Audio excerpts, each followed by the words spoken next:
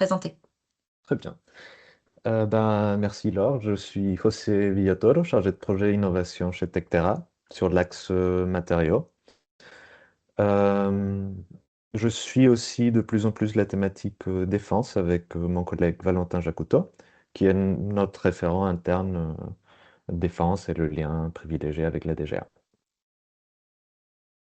Et moi, Laure Quintin, directrice Europe à Minalogic. Donc, je suis la veille à des programmes de financement pertinents pour les acteurs du numérique et aussi plus spécifiquement en lien avec la DGA également sur la promotion du Fonds européen de défense auprès de nos adhérents et puis aujourd'hui plus largement et en collaboration avec Tectera auprès des entreprises voilà, de la région. On va peut-être commencer. On est déjà une cinquantaine. Je vous remercie. Et puis pour pas faire attendre ceux qui sont arrivés à l'heure, voilà donc la petite heure le programme pour la petite heure que nous avons ensemble.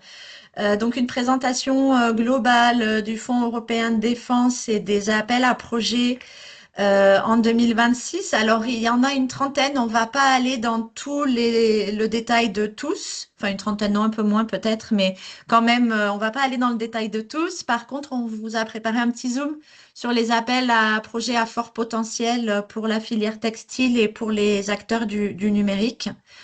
On a la chance aujourd'hui d'avoir Daniel Sayas, le directeur général de la société Esign, est impliqué dans un projet FED, donc une PME le témoignage d'une PME dans un projet FED.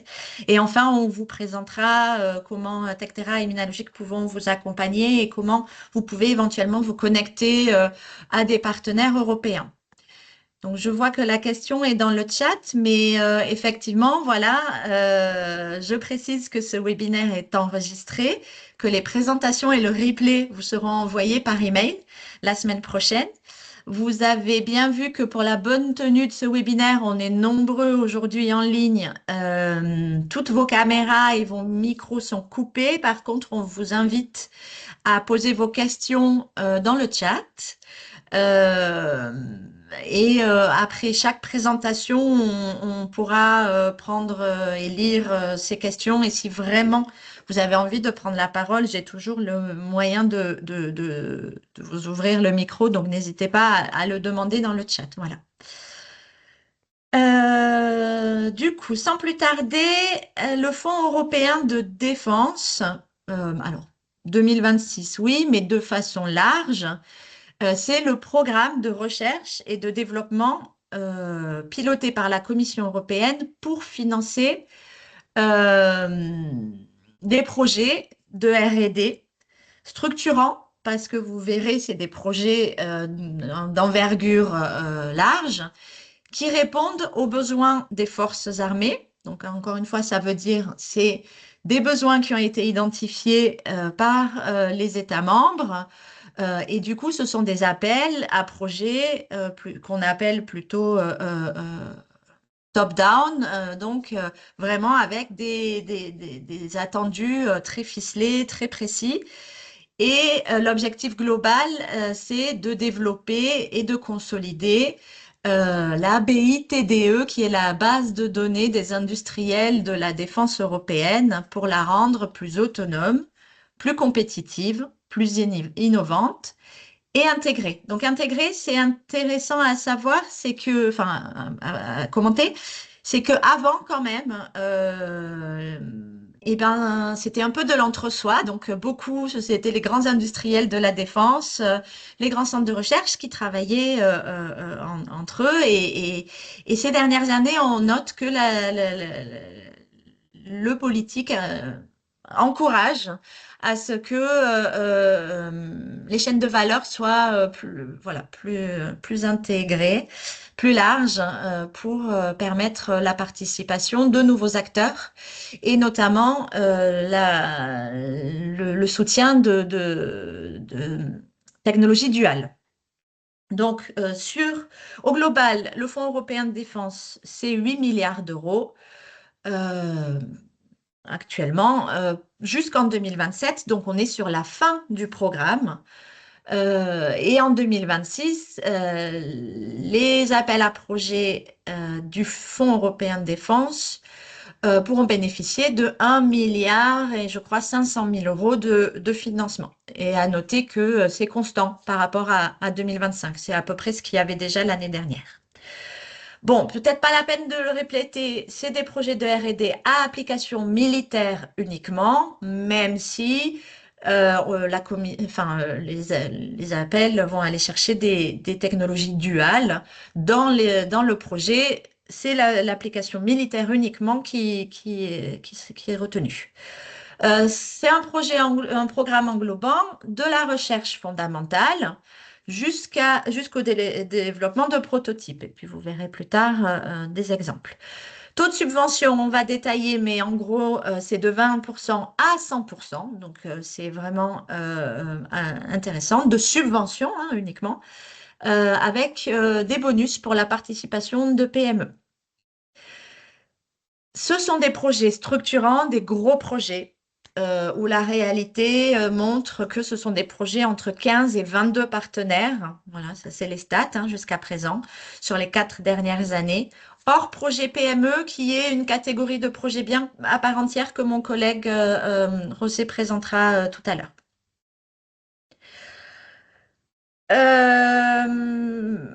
Le menu pour 2026, de façon très, on va dire, high level. Chaque année, les catégories en fait des appels à projets du Fed, elles sont fixes. Et on a des thématiques qui reviennent chaque année avec après des appels à projets bien plus précis. Mais en gros, CBRN, Advanced Passive and Active Sensors, tout le volet capteur, volet cyber, volet espace, volet transformation digitale, tout ce qui est énergie et transition environnementale dans la défense, l'aspect matériaux et composants. Après tout ce qui est la zone de combat aérienne, au sol, navale et sous underwater en fait, voilà. Ensuite, le sujet sur la protection des forces armées et la facilitation de leur mobilité. Un volet sur tout ce qui est simulation et training. Et enfin, un volet pour le coup, celui-ci ouvert, donc open, il y a quand même, sur les technologies vraiment avancées, disruptives, et les appels dédiés à la recherche ou au développement dans les PME. Donc les deux derniers sont plutôt des sujets ouverts.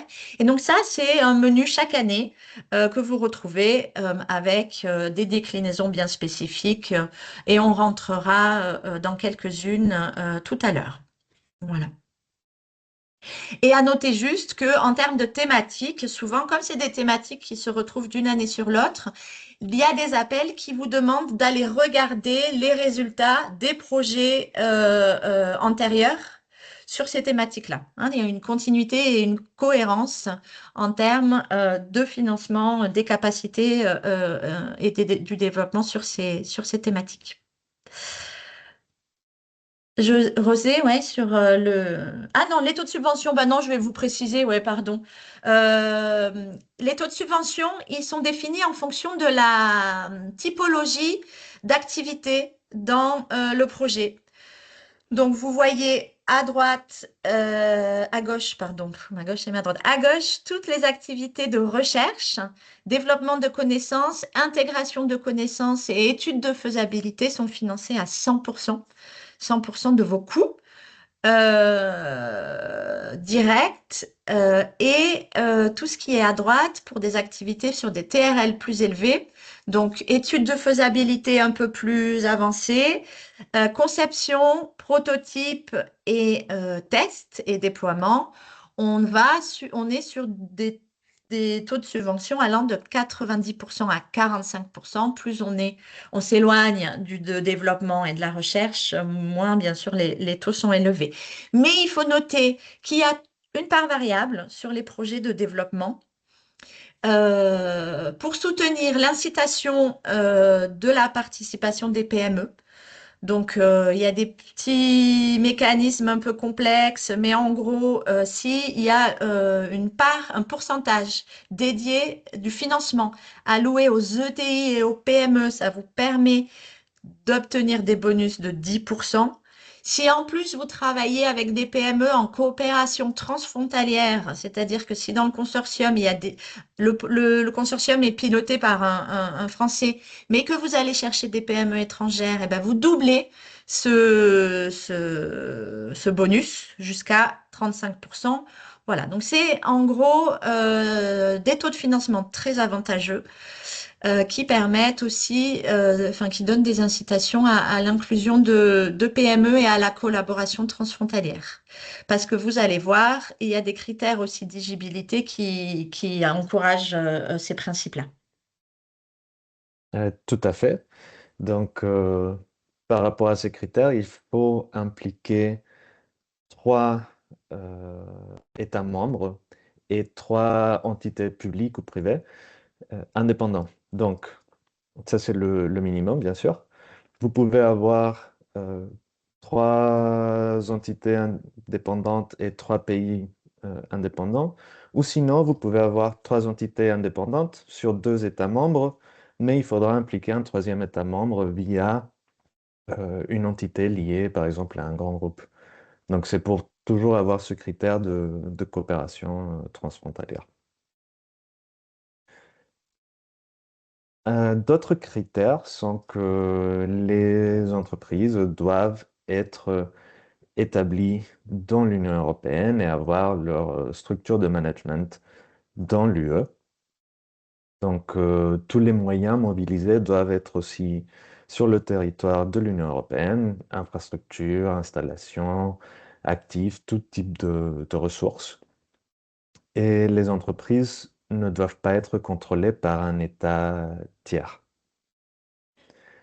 Donc, je vois une question par rapport au lien avec... ce n'est pas un lien avec un autre État un membre, c'est un lien entre deux entreprises. Donc, si une entreprise contrôle une autre entité parce qu'elle a la majorité des parts, par exemple. Euh, voilà, donc c'est ça la notion d'entreprise liée, c'est si un groupe est présent sur différents États. Euh, Cela dit, certaines dérogations peuvent être faites, mais cela est à négocier avec chaque État, l'État où l'entreprise est établie, et c'est à vous de savoir si c'est si c'est faisable ou pas.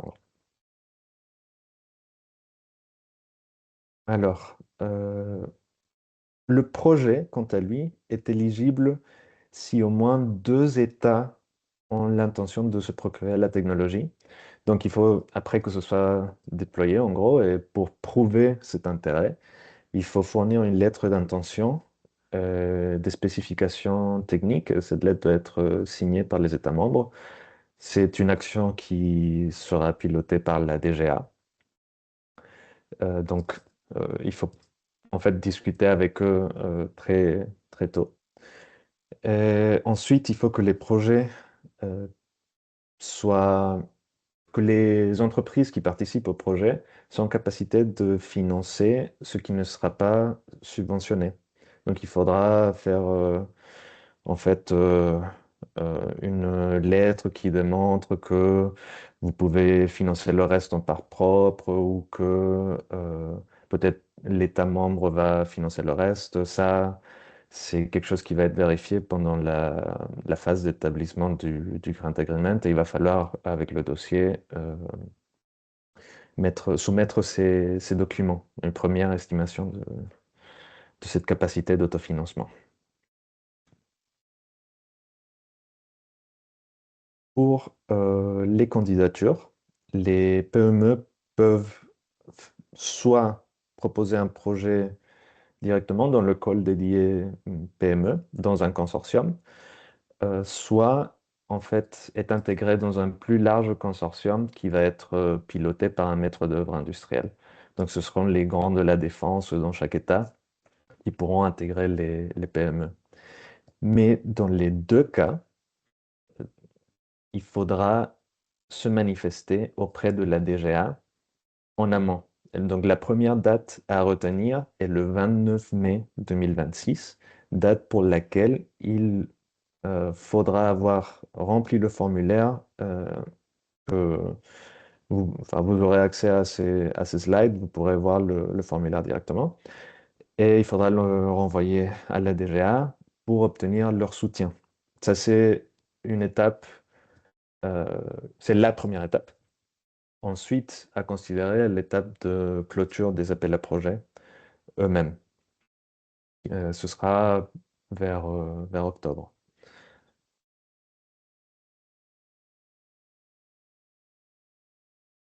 Donc, pour On a ce juste qu'est... une question, Oui, on va ah, peut-être prendre sur l'éligibilité, je vois. ah, La Suisse, alors j'étais en train de regarder, selon mes dernières informations, non, la Suisse n'est officiellement pas éligible, mais José l'a précisé, vous pouvez quand même obtenir une dérogation du moment qu'elle est justifiée et validée par les États membres, enfin les ministères des Défenses impliqués dans le projet. Mais je regardais alors après enfin, voilà, l'éligibilité de certains pays, des pays non européens, c'est toujours un peu politique. Des fois, une année oui, une autre non. Donc voilà. Aujourd'hui, je crois que sur des dernières informations, non. C'est je les États dirais... membres, la Norvège, et effectivement, le Royaume-Uni n'est pas éligible non plus. Voilà. Euh, donc attention, on connaît peut-être ou vous connaissez Horizon Europe, le programme de financement de la Commission européenne sur de la recherche civile. C'est pas pareil que le Fonds européen de défense. Les pays qui y sont associés ne sont pas forcément les mêmes. Donc voilà, la Suisse non, le Royaume-Uni non, aux dernières nouvelles. La Norvège oui, et les pays États membres de la Commission européenne. Ce sont pour l'instant les seuls, à ma connaissance, qui sont éligibles au FED, sans demande de dérogation. on a une autre question par rapport aux Ah oui, lettres pardon. Oui, d'intention. Pour tout type de sujet? Oui, c'est je crois, oui. pour tous les Oui, projets. oui. Et la responsabilité de ce travail-là, elle incombe au coordinateur, hein. Souvent, c'est le prime, donc l'industriel ou le gros centre de recherche qui pilote le projet, qui fait cette demande. Donc, pour les appels recherche, je pense que c'est en France l'AID, auprès de qui il faut se rapprocher. Et pour les projets de développement, c'est la DGA. Du coup, j'ai un Euh, petit doute sur les actions de recherche, du coup, si l'AID fait le job ou pas. Dans tous les cas, nous, notre conseil, c'est de vous rapprocher de vos contacts, soit à l'AID, si vous êtes sur des activités recherche, soit à la DGA, si vous êtes sur des activités de développement. Et les contacts de la DGA sur les activités développement, ils sont sur la page que Rosé a présentée sur je l'ai. voilà, armement défense, exactement. Accès au fait Et, des grands exploits. Voilà, le contact, il est là. et, DGA, DID. et que... Ah, là, c'est une bonne question. Ce délai de prévalidation est valable pour tous les projets. Pour les projets Il est valable soit pour les open projets topic, PME. soit... Pour les projets euh, PME uniquement. d'accord. Soumission avant-projet PME obligatoire. Et du coup, on va vous présenter un peu plus rapidement là quel est de quoi on parle quand on parle de projet PME. C'est projet sujet ouvert porté par les PME qui est un appel à projet très spécifique. Et c'est pour celui-ci uniquement qu'il faut remplir ce formulaire DGA.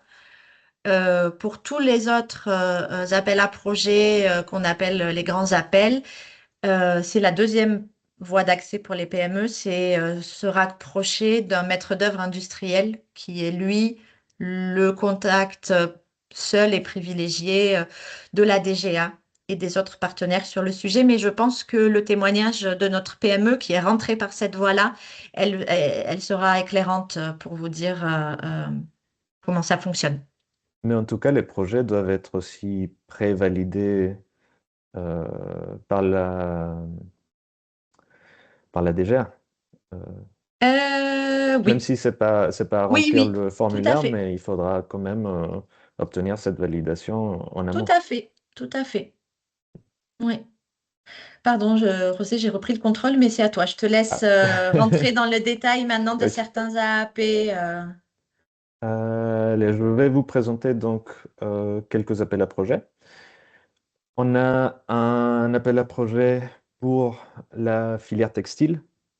Donc là, il s'agit de textile intelligent et multifonctionnel.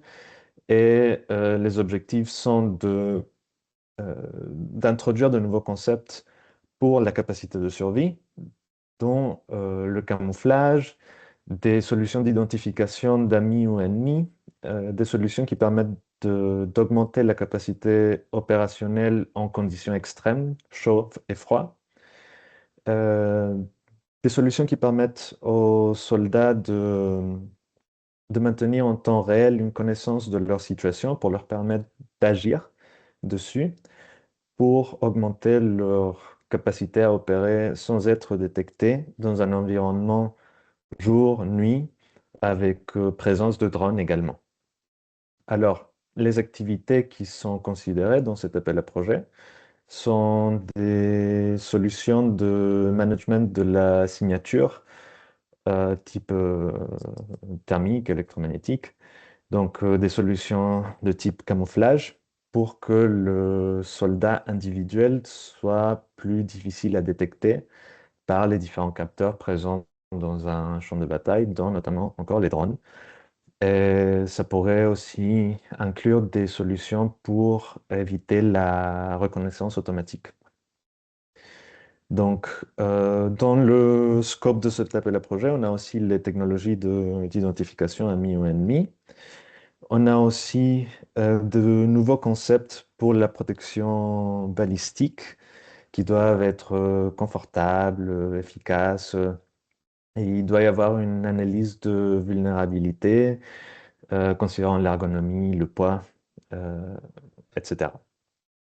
Et bien sûr, ici, les drones sont aussi la protection contre les drones est aussi un aspect important.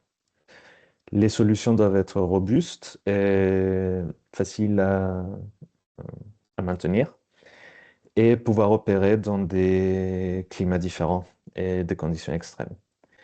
On peut intégrer d'autres technologies innovantes, mais attention, leur développement n'est pas dans le scope de cet appel à projet.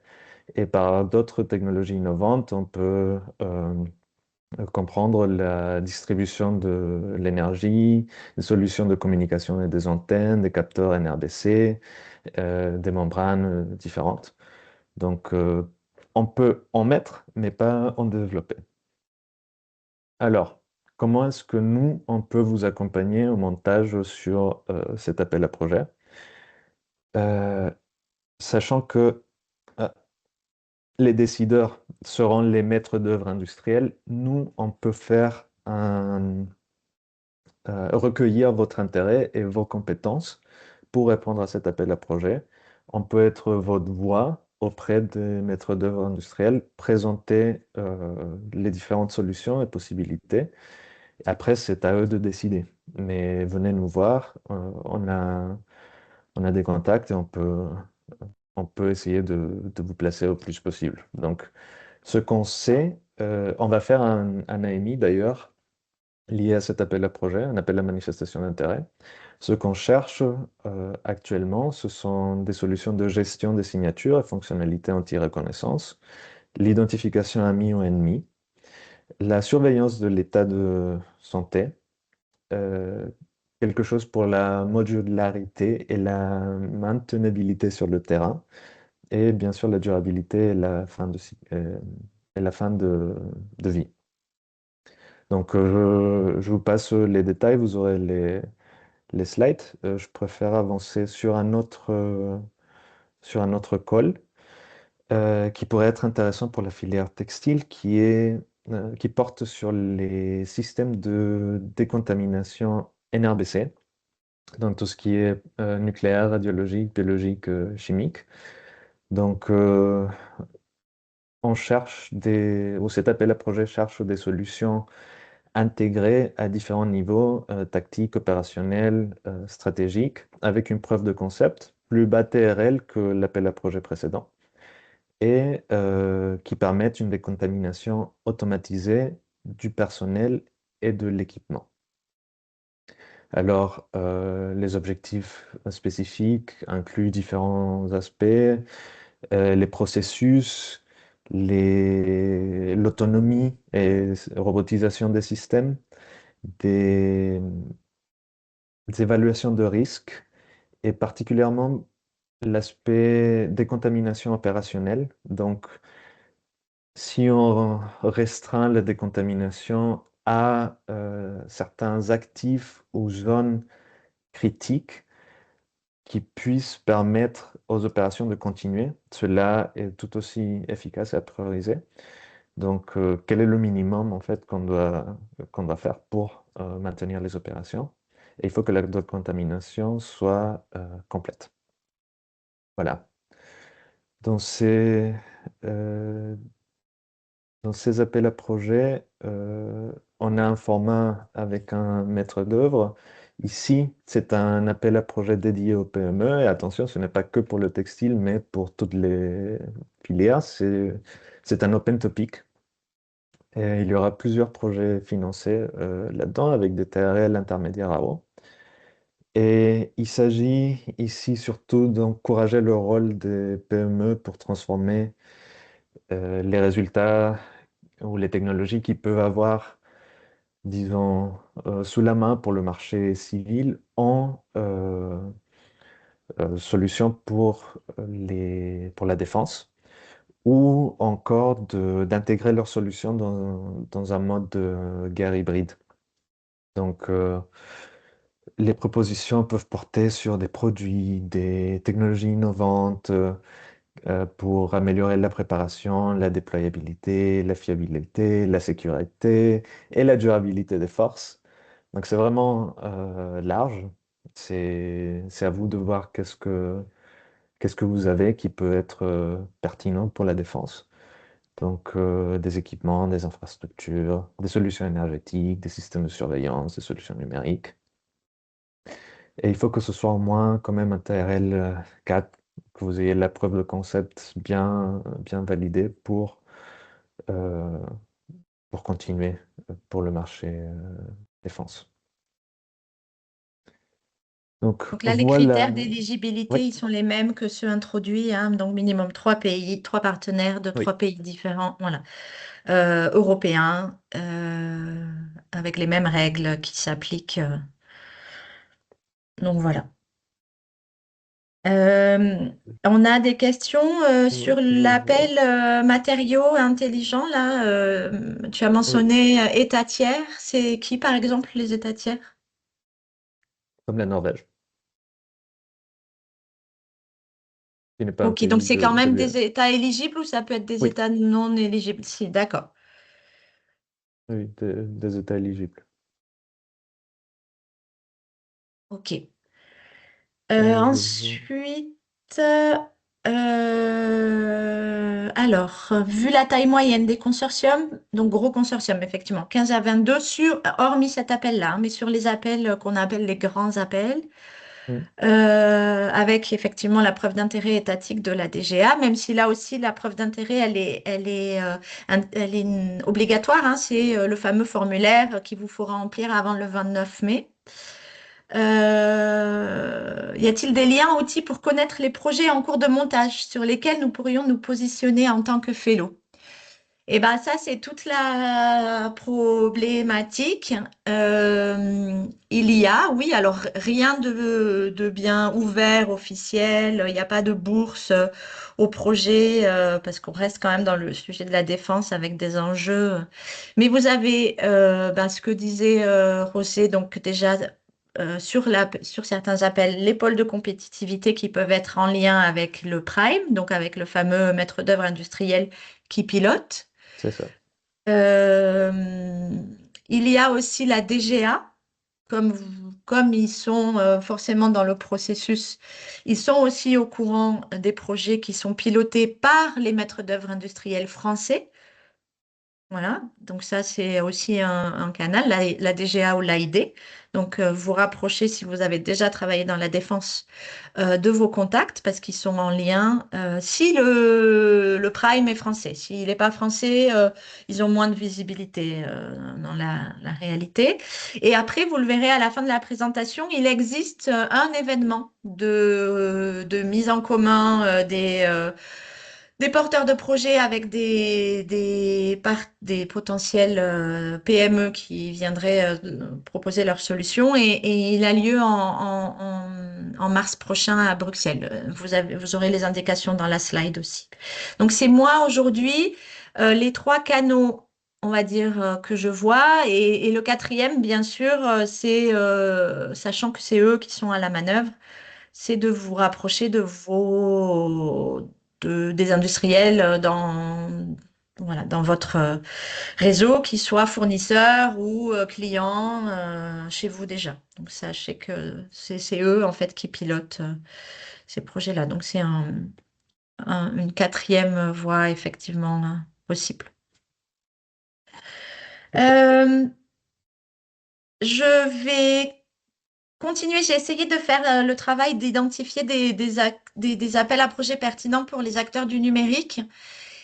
Et en vrai, sans surprise, le numérique est partout. Donc, dans tous les appels numériques, on a besoin de capteurs de dernière génération ou de solutions d'IA, de edge, de processeurs pour faciliter en fait et venir renforcer les forces armées ou les efforts de combat ou rendre un véhicule qui soit sous les eaux, sur la terre, dans les airs, le rendre autonome, connecté. Bon, voilà, il y a partout avec le fort enjeu de souveraineté qui rend quand même un peu parfois la tâche difficile. Donc souveraineté, hein, c'est que tout maximum de composants et de facilités numériques hein, se trouve sur le continent européen. Mais quand même, il faut savoir qu'il y a des appels, enfin une catégorie d'appels qui est toujours sur les technologies et les générations de capteurs. Donc, il y a quand même tout le temps voilà, un appel cette année qui porte sur les capteurs multidomaines avec l'objectif de développer et de démontrer un système radar innovant capable de détecter et de suivre des véhicules hypersoniques. Donc, on est vraiment dans une application, voilà, véhicules hypersoniques et drones pour la détection de drones dans des environnements dynamiques et donc critiques sur les champs de bataille notamment. Euh, il faut dans cet appel répondre aux contraintes liées aux très hautes vitesses, aux manœuvres complexes et aux variations des signatures radar grâce à des formes d'ondes et du traitement du signal adaptatif. On attend là aussi des solutions qui optimiseront en temps réel les performances de détection et de poursuite en utilisant de l'intelligence artificielle et des approches cognitives. Et enfin, ici, il est question de mettre en œuvre une boucle de rétroaction entre les signaux reçus et les formes d'ondes transmises. Voilà. Cet appel, vous le voyez, alors j'ai mis TRL 1 à 6, c'est pas du tout, hein, c'est 3 à 6. On est sur des activités de recherche, enfin de développement et d'intégration de connaissances, notamment pour la détection, le suivi et la classification des drones et des véhicules hypersoniques grâce à de l'IA, de la data et du processing des portées, enfin de l'edge processing. On a aussi des activités de l'étude de faisabilité pour vraiment travailler sur la spécification de ces capteurs, de la solution radar et des traitements des signaux. Et enfin, des activités de conception, donc pour le développement de l'antenne, de l'IA et de toutes les technologies qui vont assurer une taille réduite tout en gardant un niveau de performance, une grande capacité d'enregistrement et une transmission pardon, du signal robuste, bien sûr, et en usage réel et sécurisé. Voilà, je ne l'ai pas marqué, mais...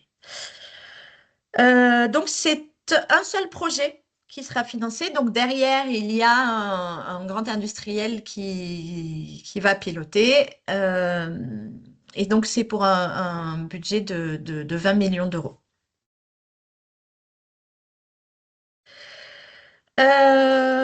Et enfin, le deuxième projet qui vient aussi de la, on va dire, communauté technologique qui porte chaque année sur tout ce qui est simulation et training du soldat et tout ce qui est solution d'IA pour l'aide à la décision. Donc là, l'objectif, c'est de développer cette année des solutions d'IA appliquées à la simulation de défense en couvrant au moins deux cas d'usage qui est précisé dans l'appel. Un qui est lié à la préparation des forces armées et l'autre au soutien aux opérations militaires.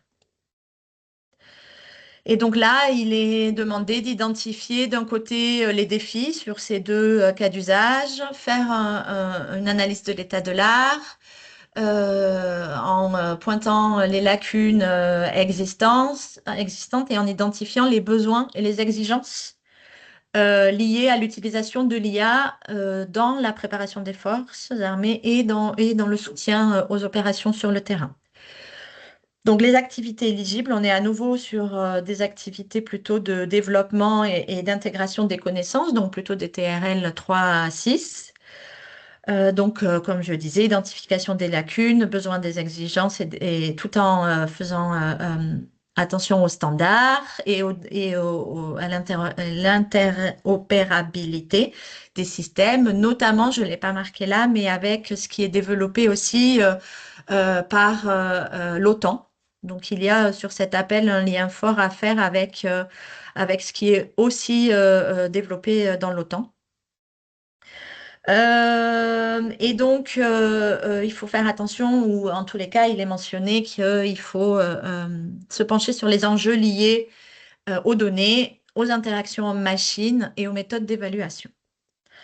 Étude de faisabilité, là, il s'agit de, du coup, identifier, structurer, exploiter les sources de données et les modèles d'IA, tout en se rapprochant de l'usage des ontologies et des standards militaires déjà existants, et encore une fois aussi dans l'OTAN. Le test réalisé, la réutilisation des composants, l'interopérabilité entre services IA, voilà, et entre systèmes C2 C2, c'est Command and Control, voilà. Et enfin, de la conception c'est là tout ce qui va être les tests et déploiements sur les deux cas d'usage. Voilà, liés à la simulation du combat, au human-machine teaming, l'aide à la décision opérationnelle et la génération de données synthétiques dans un contexte multimodal.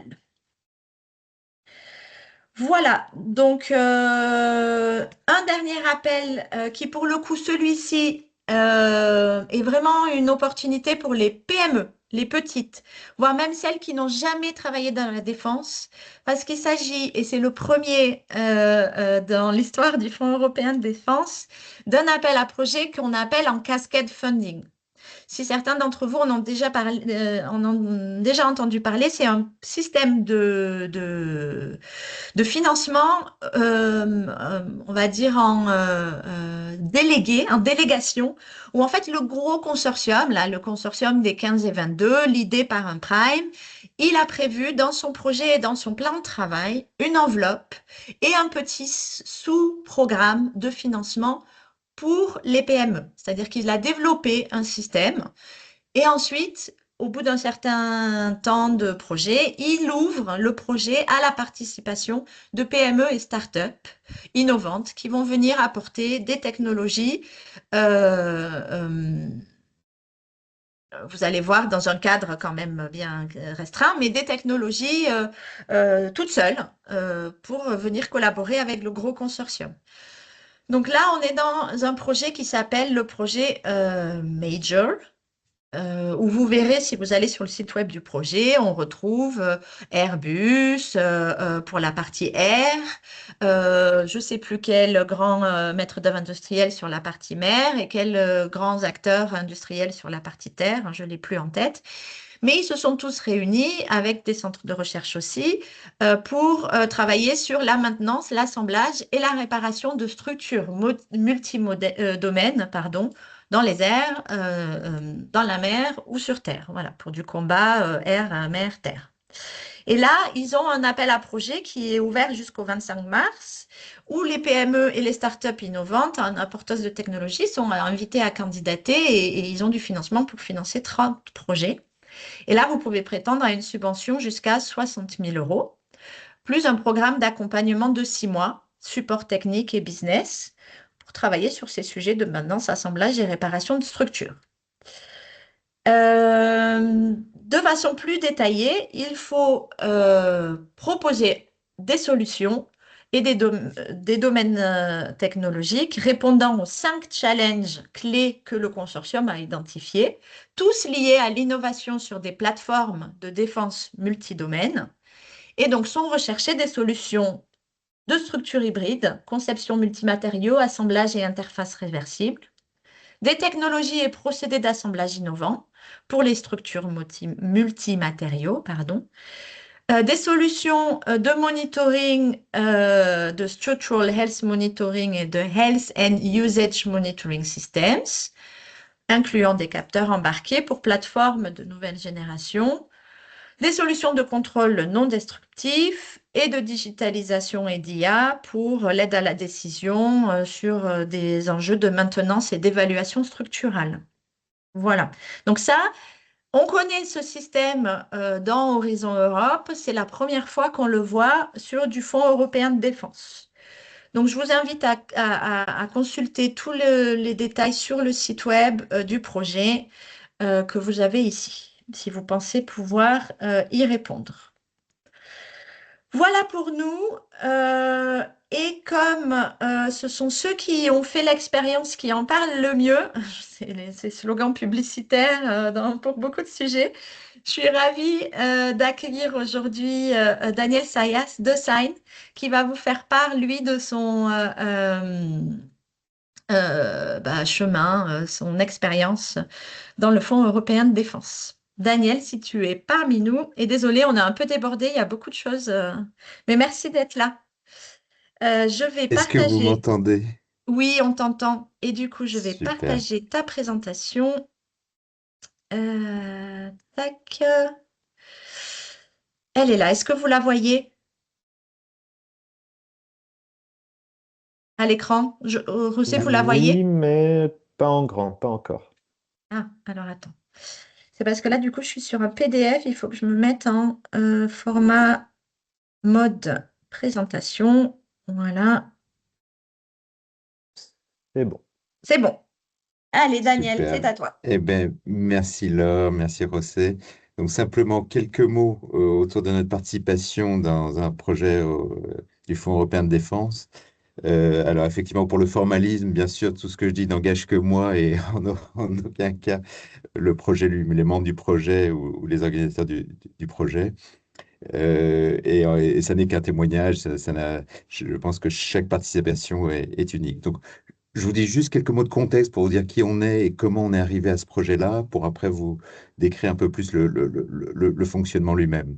Donc, qui on est, Assign, c'est une société dédiée à l'électronique. Donc, on fait des puces. Elle a été créée il y a 18 ans. Je pense on peut rapidement Oui, passer voilà, sur la ça page marchait pas, prochaine. pardon. Le- on a créé la société à Troyes il y a 18 ans. On est aujourd'hui une cinquantaine de personnes. On est basé principalement à Grenoble, mais on a ouvert quelques filiales à l'étranger. La clé de notre croissance, ça a été qu'on l'a fait sans financement externe, ce qui veut dire qu'on a été extrêmement aidé, notamment par l'État français ou par l'Europe, par tous les programmes qui peuvent exister. Donc, bien sûr, la société a été créée il y a 18 ans, et il y a 17 ans, on s'est inscrit à Minalogic, et Minalogic nous a beaucoup aidé dans ce parcours-là.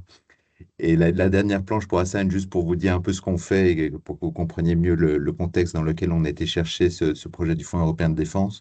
Donc, on a des activités euh, électroniques, comme je l'ai dit, mais principalement dédiées aux communications sans fil et aux capteurs. Donc, que ce soit sur le côté satellitaire tout à gauche, les capteurs inertiels pour des objets qui peuvent se déplacer vite, les capteurs RFID pour avoir des capteurs sans fil et sans batterie et des puces d'intelligence artificielle, dont notamment la dernière qu'on a présentée au CES à Las Vegas en début d'année pour présenter la meilleure performance mondiale de l'année en Edge AI. Mais voilà, c'est juste pour vous donner le contexte d'Assign.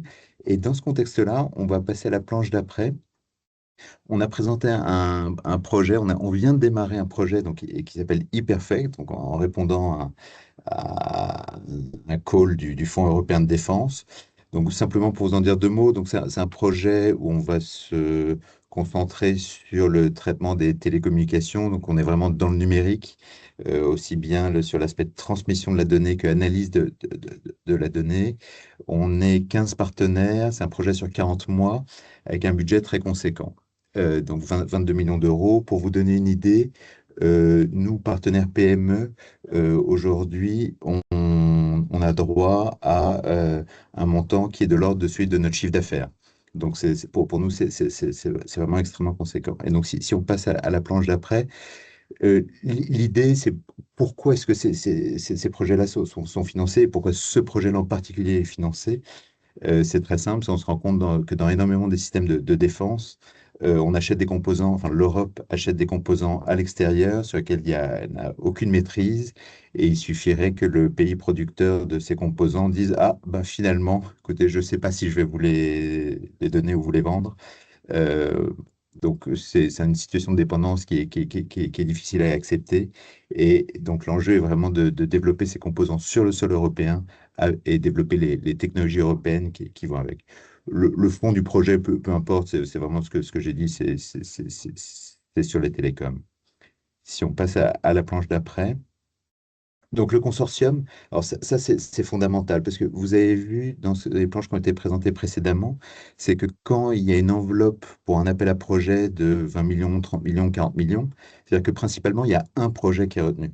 C'est-à-dire je pense qu'il est illusoire de se dire, tiens, je vais y aller tout seul, il y aura de la compétition et je vais être le meilleur. Alors c'est possible, mais c'est quand même, on dépend beaucoup du consortium et de l'entre-gens qu'a ce consortium en Europe pour être sûr de pouvoir être le projet gagnant de cet appel à projet. Donc là, dans le cas d'espèce, vous allez retrouver donc des grands industriels du monde de la défense. Et j'ai envie de dire d'une certaine façon sans surprise, aussi des instituts de recherche et des PME. Alors le programme a la particularité d'être le lead du programme, la tête du programme, est une PME grecque qui s'appelle ISD. Et c'est eux qui sont venus nous chercher. Parce que la première question, c'est de dire, mais finalement, comment est-ce qu'on rentre dans un pré-consortium? Dans notre cas, bon, comme je disais, ça fait 18 ans qu'on est un peu dans le domaine, les gens nous connaissent. Et il était question de transmission satellitaire, transmission sans fil. Notre nom est sorti assez vite. On était connu d'un grand nombre de partenaires du consortium et ils sont venus nous contacter en nous demandant si on était partant. Donc, d'une certaine façon, c'est assez dur parce que si on était une nouvelle PME dans le domaine, sans track record, sans être connu de l'écosystème, je pense qu'ils ne seraient pas venus nous chercher. Si on regarde après sur quels critères, ah oui, alors pourquoi candidater? Alors de façon très simple et très pragmatique, nous, ça nous finance notre R&D, c'est-à-dire, enfin, c'est mieux que ça nous finance nos prochaines lignes de produits. On est financé à 100%, il y a le overhead de 25%, donc c'est vraiment des conditions idéales. C'est préfinancé, donc j'y reviendrai. Et c'est une façon d'interagir avec les grands donneurs d'ordre de la BITD, donc de la base industrielle et technologique de la défense en Europe, dans un mode extrêmement privilégié, parce qu'on va parler de spécifications, on va parler vraiment de leurs prochains produits et de leurs besoins à venir, dans un mode extrêmement privilégié. Ça permet aussi d'échanger avec d'autres PME et de éventuellement bâtir des partenariats solides. Et c'est une façon, alors là c'est plus sur un aspect politique, mais de construire le continent auquel on aspire. C'est-à-dire que c'est quand même participer à cette indépendance européenne dans un monde où les empires commencent à se reformer. Si on va sur la planche d'après et qu'on regarde concrètement le... Ah non, pardon, oui, alors les critères. Les critères, alors on va retrouver les critères qui font qu'on aura le projet. C'est vraiment les critères standards dans la plupart de ces projets-là, donc l'excellence, l'innovation, la compétitivité. Alors, il y a le critère spécifique pour la BITD là, et les collaborations interfrontières. Mais j'ai envie de dire, sans surprise, ce qui est intéressant, c'est quand même tout l'effort qu'ils mettent sur le simple fait de pouvoir sélectionner. Donc, ils regardent la capacité financière, même si là, dans le cas d'espèce, étant financé à 100%, c'est pas fondamental, mais ils veulent être sûrs que la société est stable et sera encore là à la fin du projet. Toutes les notions de capital, enfin capitalistique, à qui appartient la société, par qui est contrôlée la société, ils ont vraiment été dans un niveau de détail qu'on n'avait pas connu pour d'autres types de projets. Et bien sûr, la capacité opérationnelle, c'est-à-dire est-ce que les personnes, l'expertise est là? Est-ce qu'on est vraiment en mesure de faire ce qu'on prétend? Si on va sur la planche d'après, c'est plus pour illustrer, c'est illisible, vous aurez les planches, mais c'est pour illustrer que c'est vraiment un process. Ça met vraiment beaucoup de temps et plutôt que de vous décrire le process tel qu'il est décrit et très bien décrit sur le site de la communauté européenne, de l'Union européenne, pardon, je vous propose d'aller directement à la planche d'après qui est plus notre parcours personnel dans ce schéma-là. C'est-à-dire pour nous, ça a duré 20 mois. On a démarré en avril 2024 en commençant à parler un peu avec comme je disais, on a été contacté pour savoir si ça nous intéressait un peu.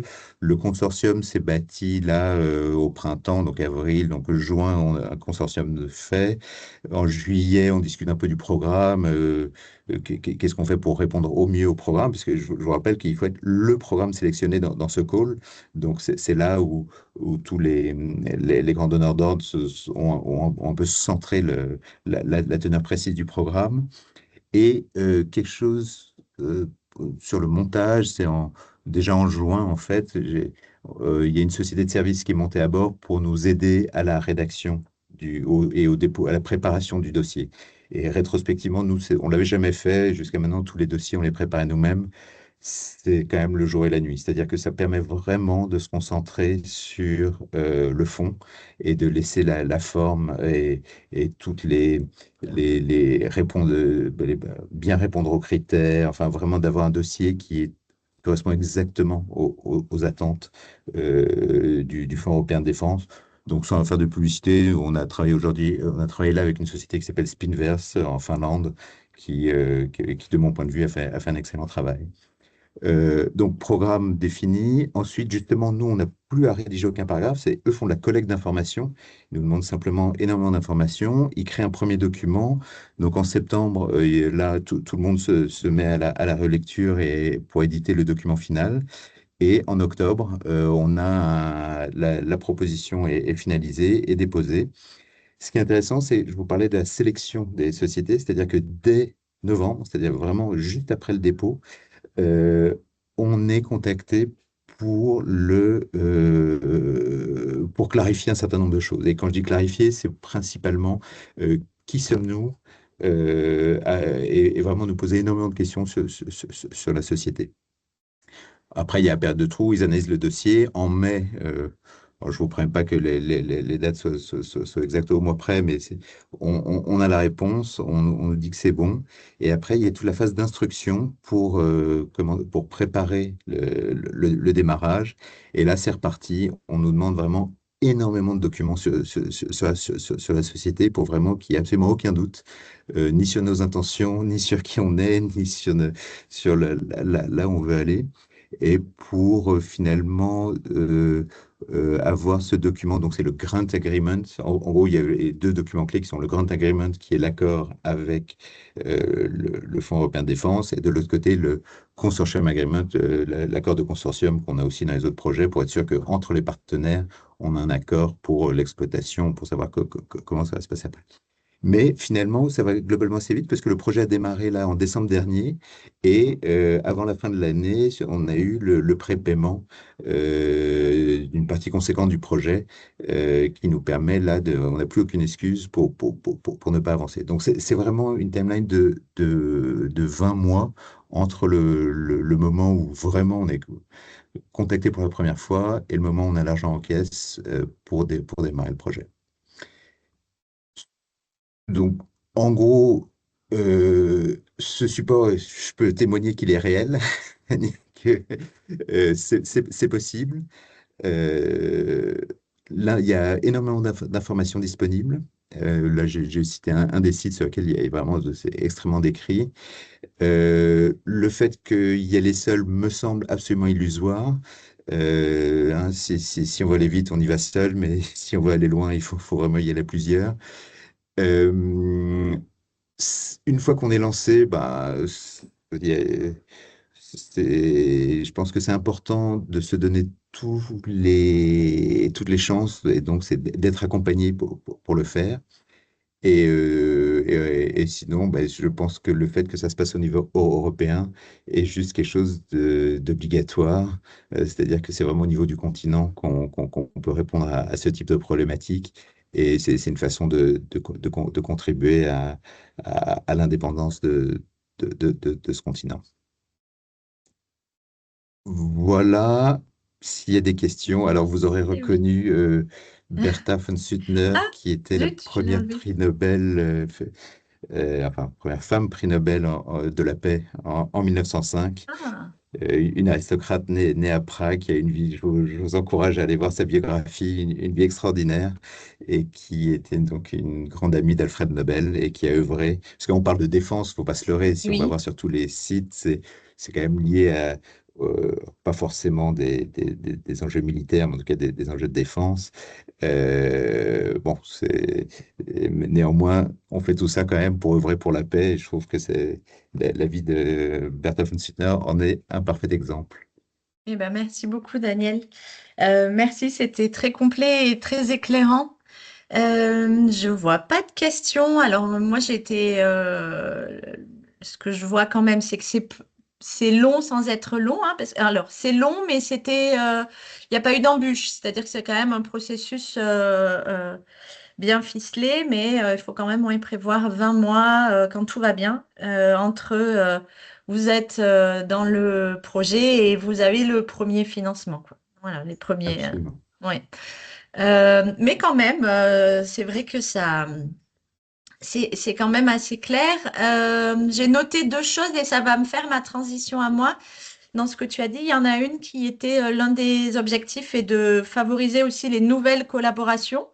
Donc effectivement, on va dire l'entrée via des industriels avec lesquels on collabore déjà, qui nous connaissent, c'est la meilleure option. Mais comme les nouvelles collaborations sont aussi encouragées, il existe quand même aussi la possibilité de se faire embarquer par des consortiums, même sans avoir vraiment ce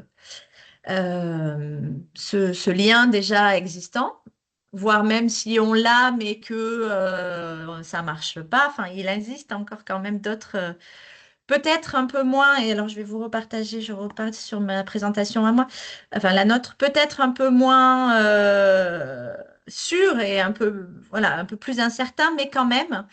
Comme on a un peu débordé, Rosé, je ne sais pas si tu es d'accord avec ça, mais on va passer sur la présentation de Tectera et Minalogic. Oui, Si oui, vous oui. nous connaissez, n'hésitez pas, Rosé pour Tectera ou moi pour Minalogic, à venir nous voir pour discuter plus en détail du Fed. Si vous ne nous connaissez pas, vous aurez les slides qui présentent nos structures et vous pouvez aussi nous contacter pour qu'on discute d'une aide possible sur les sujets. Mais ce que j'aimerais, les informations sur lesquelles j'aimerais terminer aujourd'hui, c'est vous présenter effectivement cet événement qui est le gros événement de réseautage du Fonds européen de défense. Je le disais en entrée, ça reste quand même enfin, on va dire, ça s'ouvre, le milieu s'ouvre un petit peu, donc je sais qu'il y a quand même des grands industriels qui vont, européens, hein, qui vont dans cet événement-là. Si jamais ça vous permet aussi de rencontrer des industriels européens, vous connaissez peut-être des Français, mais pas des Européens. Voilà, c'est l'événement annuel. Ça s'appelle EDF Info Day. Il a lieu le 10 et 11 mars à Bruxelles et en ligne. Je vous dis en ligne parce que la participation à Bruxelles n'est plus possible. Donc, il y a trop d'inscrits.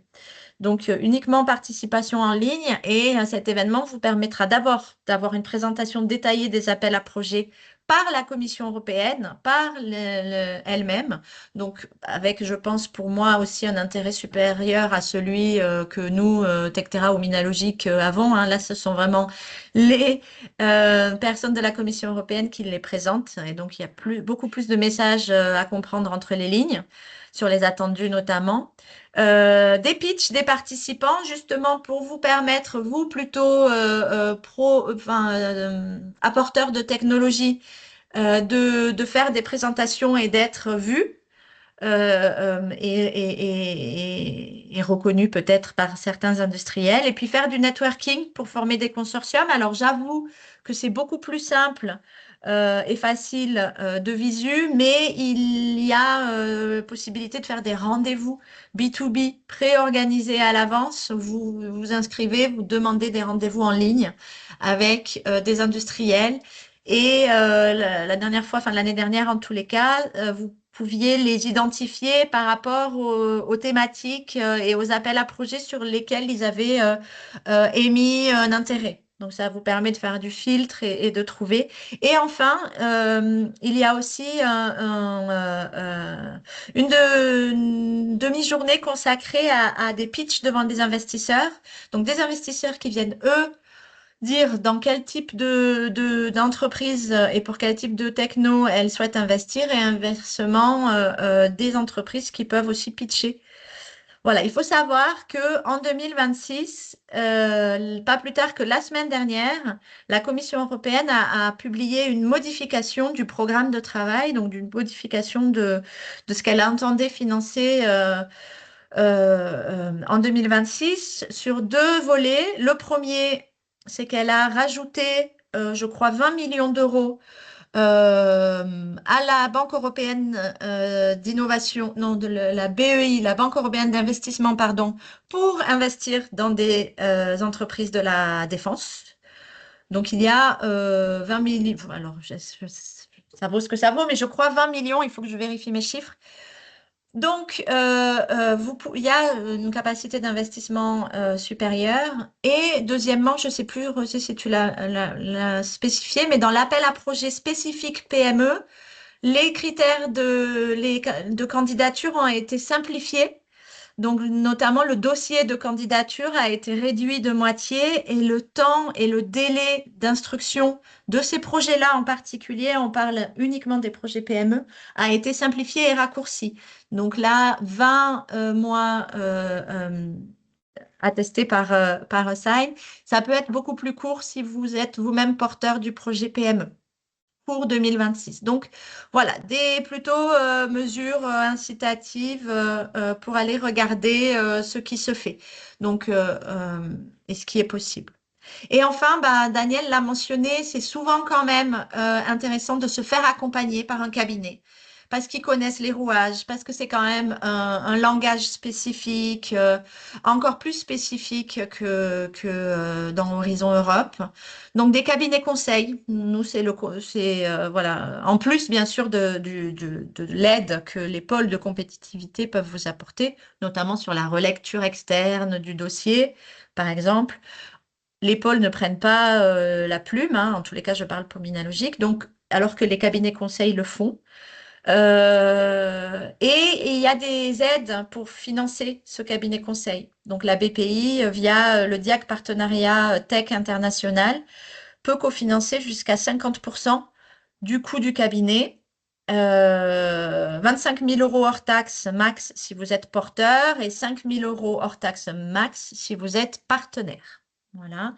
Ça, c'est le dispositif BPI. Et puis, il existe aussi un dispositif pour les entreprises sur le territoire Auvergne-Rhône-Alpes qui s'appelle Chercher des financements européens.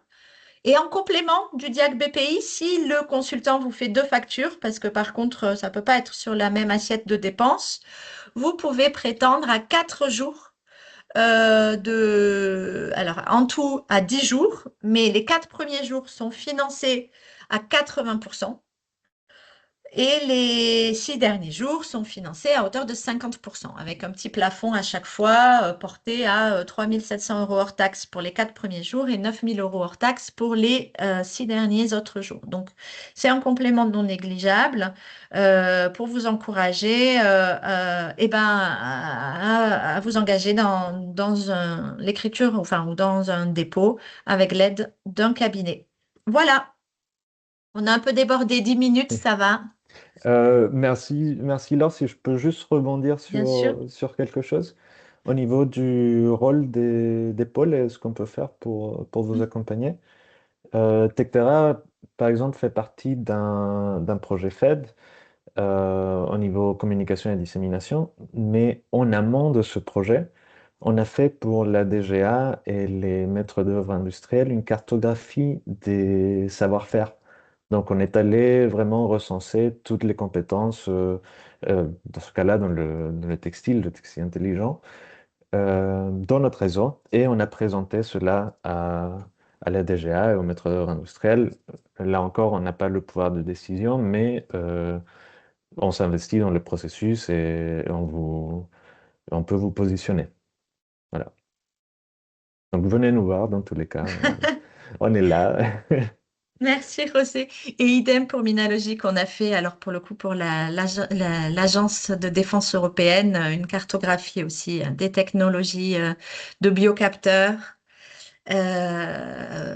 Et pareil, mais ça reste quand même, on n'est pas décisionnaire, hein, ça reste un processus, c'est le maître d'œuvre industriel qui le décide. Euh, qu'il soit dans votre réseau ou non. Moi, j'ai le témoignage. Alors, l'année dernière, si vous avez déjà participé à notre webinaire de l'année dernière, on avait aussi un témoignage d'une entreprise adhérente à Minalogic qui, pour le coup, elle, c'est ici qu'elle a trouvé son coordinateur. Donc, elle est allée à Bruxelles, elle a participé à l'événement.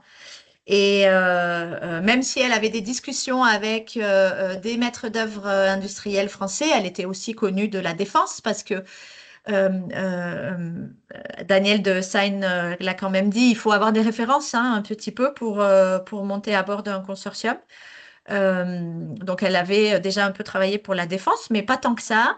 Et elle a trouvé un consortium et un leader lors de cet événement à Bruxelles. Donc elle a pitché, elle a présenté sa solution, elle a été enfin, voilà, identifiée, elle a discuté à Bruxelles et c'est comme ça que ça s'est concrétisé. Donc tout est possible. Ouais. On n'a pas la clé du ça marche ou ça marche pas, malheureusement, mais en tous les cas, on vous encourage à vous renseigner, à venir nous voir et voilà, à réfléchir au sujet parce que, comme Daniel le disait, ça vaut le coup. Voilà. Je remercie Tectera qui a co-écrit tous ces slides avec Minalogic. Je remercie Daniel pour son témoignage éclairant, clair et encourageant. On a dans le chat des remerciements pour ces messages encourageants. Donc effectivement, c'est là-dessus que je vais rester et je vous souhaite une très bonne journée à tous. Merci Laure et merci tout le monde. Au revoir. Au revoir.